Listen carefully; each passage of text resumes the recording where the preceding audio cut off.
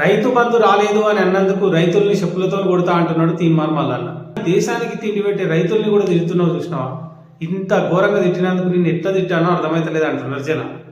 సరే, పశువులతో పోల్చి తిడదామా అంటే మాకు గాడిద భాష రాదాయ, మాకు సంస్కారం తెలుసు, మేము మంచిగా మాట్లాడతాం కాబట్టి ఆ భాష మాట్లాడడం. కానీ పశువులు కూడా ఎంత అవమానంగా ఫీల్ అవుతాయో నీతో పోల్చితే అనేది ఒకసారి మాట్లాడుకుంటే కనుక, ఇప్పుడు నీకు ఇష్టమైన జంతువు గాడిద ఉన్నది. ఆ గాడిద కూడా ఏదో ఒక బరువు మూటలో మోసి రైతుకు సహాయం చేస్తుంది, రైతును గౌరవిస్తుంది. దున్నపోతుతో పోల్దామా అంటే అది కూడా రైతుకు ఏదో రకంగా సాయం చేస్తుంది. కడుపుకి గడ్డి తినే పశువు కూడా రైతుకు సపోర్ట్ చేస్తుంది. అసొంటిది నువ్వు దేశానికి తిండి పెట్టి రైతు అని నన్ను చెప్పుతోడు కొడతాను అన్నావు చూడు.